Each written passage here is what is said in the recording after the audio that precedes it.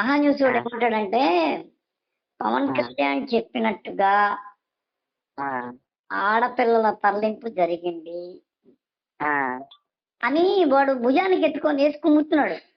నిన్నేం ఆ, చేశాడంటే, జడ ఆ, శ్రీరామ్ ఏమన్నాడు, 32,000 మంది ఆడపిల్లలు అనేవాళ్ళు వెళ్ళిపోయారన్నావు కదా, కిడ్నాప్ అయి ఆ, గురయ్యారన్నావు కదా, దాని మీదట ఆడపిల్లలు ఎక్కడికి వెళ్ళారు, వాటిని నువ్వు పట్టి తీసుకురావచ్చు కదా అనంగానే పోయి ఉమ్, ఒక అమ్మాయిని 9 రోజులు కిడ్నాప్ కేసు ఒకటి ఉంది కదా, ఆయన పోయి ఇది చేయడము, వచ్చి ఈయన ముందు మొరబెట్టుకోవడము, ఆ అమ్మాయి అవును. 9 రోజుల తర్వాత ఎన్ని రోజుల తర్వాత బయటపడింది. ఎవరు? అదేదో కేసు ఒకటి సాల్వ్ అయింది కదా పవన్ కళ్యాణ్. అవును, చాలా సిటీది. అవును, పెట్టారు ఎవరిది? చూడండి. ఏ ఊర్లో దొరికింది అమ్మాయి? జమ్మూ కాశ్మీర్ లో. జమ్మూ కాశ్మీర్ లో. అక్కడ దాకా ఎవరితో ఎందుకు పోయింది?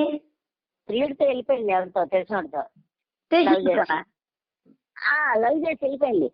లవ్ తో లవ్ చేసి లవ్ లవ్ లవ్ ఆ. ప్రియుడు. ఇది ఎట్ట పట్టుకున్నారు? అది వాడేదో వాళ్ళ కాల్ డేటాలు వీళ్ళ ఫోన్ నంబర్లు అన్ని పట్టుకున్నారు. రీసెర్చింగ్ రెగ్యులర్ గా చేసుకొని ఎట్ట మొత్తానికి సెట్ చేసుకున్నాడు కదా. చెక్ చేస్తున్నారు. అది మొత్తానికి పట్టుకున్నారు ఈ అమ్మాయి కంప్లైంట్ ఇవ్వడంతో. వాళ్ళమ్మ కంప్లైంట్. కొందరు ఏమంటారంటే ఇదంతా కూడా ఒక pre planned sketch. Pawan Kalyan ఆ విధంగా చెప్పాడు కాబట్టి అది రేపటి రోజున క్వశ్చన్ అవుతుంది కాబట్టి, రేపటి రోజున క్వశ్చన్ అయితే దానికి పవన్ కళ్యాణ్ ఈ విధంగా అమ్మాయిని పట్టివ్వడము అనేది ఒక బాధ్యతగా తీసుకొని చేశాడు అనే పేరు రావాలి కాబట్టి ఇదంతా చేశారు, ఇది ప్రీ ప్లాన్డ్ స్కెచ్ ఏమో అనేది కొందరనే మాట. అవునయ్యా, అమ్మాయి ఇంట్లో అలిగి వెళ్ళిపోయింది, పారిపోయింది, వేరే వారితో వెళ్ళిపోయింది. ఇంకా దానికి ఏంది? ఇప్పుడు ఆ అమ్మాయి మేజర్ వెళ్ళిపోయింది, ఆయన నచ్చినోడితే వెళ్ళిపోయింది. ఏం చేస్తుంది వాళ్ళ అమ్మాయిని? అమ్మాయికి ఎన్ని ఏళ్ళు? 18 ఏళ్ళు అనుకుంటా. 18 ఏళ్ళు అయితే మాత్రం ఆ అమ్మాయి ఎక్కడికైనా పోవచ్చు, పోలీసులు కూడా ఏమనడానికిలే. మరి అదే చెప్పేది, చిన్నమ్మాయి ఏం కాదా, వీళ్ళతో వెళ్ళిపోయింది అంతే. ఇప్పుడు పాయింట్ ఏంటంటే, సరే అది పక్కన పెడితే, ద్వారంపూడి చంద్రశేఖర్ రెడ్డి ఒక ఓడ కొన్నాడని ఆ ఓడ కాకినాడ నుంచి డబ్బు జగన్మోహన్ రెడ్డి ఇప్పటి వరకు వసూలు చేసిన హార్డ్ క్యాష్ ఉంది కదా మద్యం తరహాలో, మద్యం నుంచి అది ఆ రోజు అమ్మాయిలు గంజాయి ఇవన్నీ తరలిపోతున్నాయి, ఆయన పట్టుకుంటే మొత్తం బయటపడుతుంది అని వీడు ఒక గాలి కూత కూశాడు. ఆ తర్వాత చాలా మంది కామెంట్లు చేశారు అదే వీడియో కింద, నీ దగ్గర ఆధారాలు ఉంటే నీది గవర్నమెంట్ అలా ఉంది కాబట్టి వెళ్తున్నందుకు ఆ ఫోటోలు తీసి ఆ వీడియోలు తీసి పెట్టు. మళ్ళీ వీళ్ళు ఎంక్వైరీ చేశారంట, ఆ బోట్లో ఏం పోతుందో అంటే వాళ్ళు ఏమి ఇస్తే అది పంపిస్తాం కానీ ఏం పోతుందో అనేది మేమెట చెప్పగలం అని అంటారు వీళ్ళు. అది పోయింది, దీని ద్వారా ఆ డబ్బంతా ఇటు వెళ్ళిపోయింది అని వీడు అంటాడు. ఎవడు? వంశీగాడు. అంటే ఇప్పుడు అదే వంశీ అదే దాన్ని పదే పదే కొడుతున్నారు. అంటే వాడు ఏమంటాడంటే, రూట్ నెంబర్ 1 పవన్ కళ్యాణ్ చేసిన కామెంట్ కరెక్టే, ఆ కామెంట్ల ప్రకారమే బయటికి జనాలు వెళ్ళిపోతున్నారు. పవన్ కళ్యాణ్ కామెంట్ కరెక్టే, ఆ కామెంట్ బట్టే ఇప్పుడు ఇందాక కూడా మహాలక్ష్మిని ఒక యాంకర్ని పెట్టుకొని అదేదో శివుడు అంటారు, అదంటారు, ఇదంటారు, మళ్ళీ ఇదొక సోరీ. మొత్తానికి పవన్ చెప్పిందే నిజమవుతుంది. గంజాయి మత్తులో ఒక ఆడపిల్లల్ని వాళ్ళకి గంజాయి మత్తు ఇచ్చేస్తున్నారు, తండ్రిని కూడా వాళ్ళు లెక్క చేయట్లేదు, అదొక టైప్ స్టోరీ. దీని వెనకాల జగన్మోహన్ రెడ్డి ఉన్నాడు. జగన్మోహన్ రెడ్డి అంటే గంజాయి, ఆల్రెడీ గంజాయి గొడవల్లో ఇప్పుడు హోంమంత్రి వనిత కూడా గంజాయిని భుజానికి ఎత్తుకుంది కదా. అవును, చిన్న చిన్న పిల్లలకి 10,000 ఇస్తానంటే వాళ్ళు గంజాయి ప్యాకెట్ ఏమో తెలియకుండా 10,000 ఇస్తా అన్నారు కదా, మేము ప్యాకెట్ తీసి ఇచ్చాము, అది కాస్త మమ్మల్ని జైల్లో పడేశారు, దానిలో ఏముందో కూడా మాకు తెలీదు అని చెప్పేసి ఇప్పుడు వనిత అనడం. ఆ పిల్లల్ని అడిగితే గంజాయి అనేది ఒకటి జగన్మోహన్ రెడ్డి గవర్నమెంట్ లో బీభత్సంగా బాగా సర్క్యులేట్ అయ్యింది అనేది అసలు కూడా. అసలు ఇంకా పెద్ద ట్రిక్ చెప్తాను, పాడేరు అరకులో మాత్రమే జగన్మోహన్ రెడ్డి గెలిచాడంటే అక్కడ వీళ్ళకి ఉన్న సర్కిలే వీళ్ళని అంతగా వదిలేశారు కాబట్టి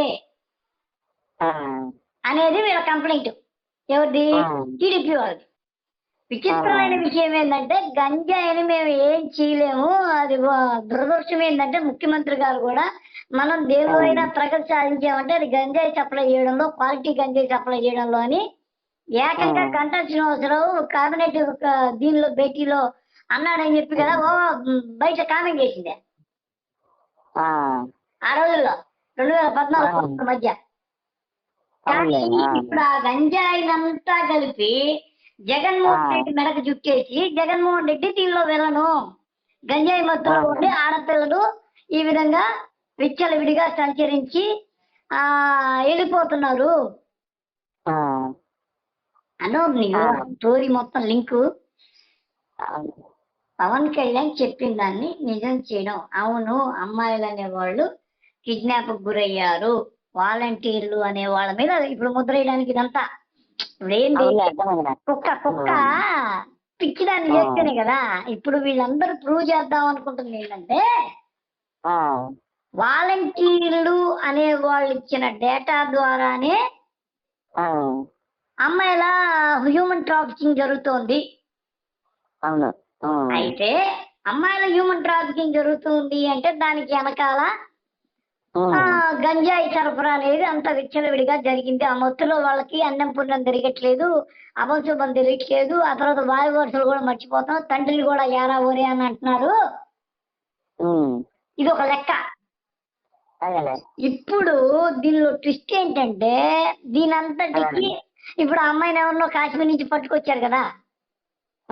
కొన్ని రోజులు పోయాక ఈ అమ్మాయికి ఈ వాలంటీర్లకి లింక్ పెడతారు. ఈ అమ్మాయి కాశ్మీర్కి వెళ్ళిపోవడానికి వాలంటీర్లకి లింక్ పెట్టి గంజాయి సరఫరాని అడ్డుకోకుండా ఉన్నది కాబట్టే అరకు పాడేరులో గెలిచింది అనేది ఒక లింకు, రెండో లింకు.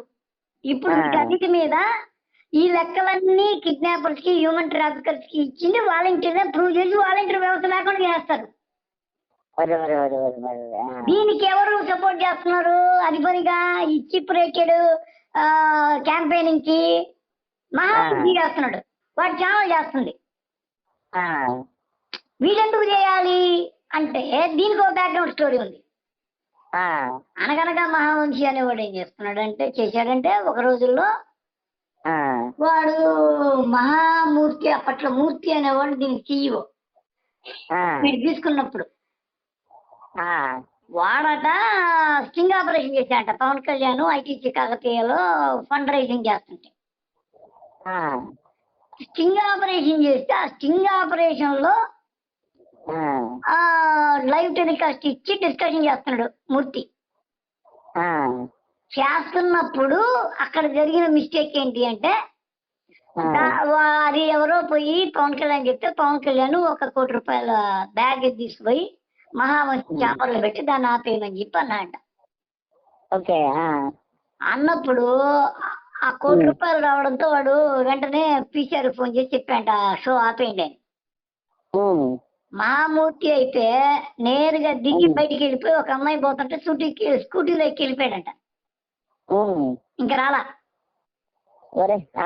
ఆ తర్వాత అతను ఖాళీగా ఉండడం చూసి బ్రహ్మనాయుడు ఉన్నాడుగా, బిఆర్ నాయుడు, టీవీ ఆయన పిలిచి పెట్టుకుని ఆ తర్వాత సినిమా కూడా తీసాడు ప్రతినిధి 2 అని. అయితే ఈ మొత్తం ఎపిసోడ్ లో పవన్ కళ్యాణ్ కి మూర్తికి కాదు వంశీకి ఒక లింక్ కుదిరింది. ఈ వంశీ అనేవాడు అప్పటి నుంచి పవన్ కళ్యాణ్ కుమ్ముకాయడం మొదలు పెట్టడము, మధ్యలో పోయి నీకు పవన్ పిలిస్తేనే వస్తాడు, పిలిస్తే పలికే దైవం మహావంశీ, పిలిస్తే పలికేస్తాడు పవన్. మొన్న ఈ మధ్య వాళ్ళది మహా మ్యాచ్ ఏదో ఇదైతే దానికి కూడా వచ్చాడు. ఈయన ఇంటర్వ్యూలో ఆయనకి తరచుగా ఇస్తూ ఉంటాడు. ఇదొక రిలేషన్. ఇప్పుడు వీడికి ఏమైపోయిందంటే ఈ పవన్ కళ్యాణ్ యొక్క మాటలు జడ శ్రవణ్ కుమార్ అనేవాడు వాడు పాయింట్ లాగాడు కదా. 32,000 మంది అమ్మాయిలు గాని వెళ్ళింది నిజమైతే దీన్ని ఎలాగైనా సరే నిరూపించండి, బయటికి తీయండి అన్న వెంటనే ఈ డ్రామా మొదలైంది. అవునులే. ఒక ఆమె రావడం, కూర్చోవడం, ఆయనకి గోరుమని విలపించడం, అక్కడి నుంచి పోయి ఒక అమ్మాయి కాశ్మీర్ లో దొరకడం, తర్వాత దారంపూడి చంద్రశేఖర్ రెడ్డి ఒక కాకినాడలో బోటు కొన్నాడనడం, అమ్మాయిల్ని క్యాష్, గంజా ఇవన్నీ తరలిస్తున్నారని చెప్పి ఒక ఊహాగానాన్ని రోలడం. ఇప్పుడు ఈ గంజాయి అనేది విచ్చలవిడిగా దొరికేటట్టు చేసింది జగన్మోహన్ రెడ్డి గవర్నమెంటే కాబట్టి ఆడపిల్లలు ఈ విధంగా విచ్చలవిడిగా వ్యవహరిస్తూ తండ్రినే లెక్క చేయడం, ఇదంతా ఏంది స్క్రీన్ ప్లే.